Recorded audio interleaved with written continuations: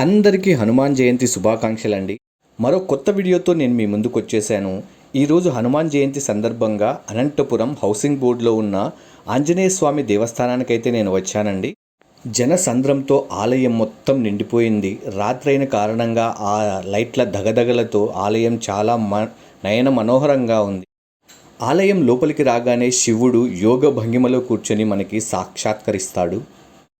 హనుమాన్ జయంతి కారణంగా వేల మంది భక్తులు ఈరోజు ఆలయాన్ని సందర్శించారు.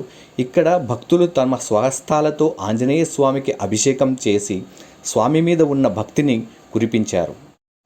ఉదయం నుంచి సాయంత్రం వరకు వేలాది మంది భక్తులు వచ్చి స్వామివారిని దర్శించుకున్నారని ఆలయ కమిటీ మెంబర్స్ మనకు తెలిపారండి.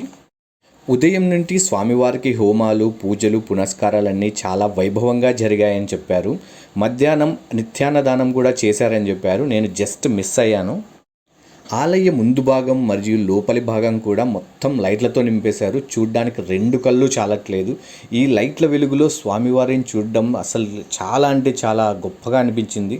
స్వామి చాలా అంటే చాలా బాగా అలంకరించారు. స్వామిని నిమ్మకాయలతో పెద్ద హారం వేశారు. వెనక కాషాయంగుతో ఆకుపూజ స్వామికి చేశారు. చాలా అంటే చాలా నయన మనోహరంగా ఉన్నారు స్వామి. నేను అలాగే చూస్తూ ఒక 15 నిమిషాలు స్వామివారిని చూస్తూ ఉండిపోయాను.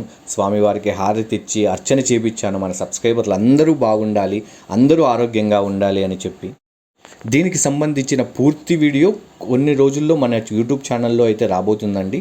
ఈ వీడియో చూసిన వాళ్ళందరూ please subscribe, like and share చేయండి. థ్యాంక్స్.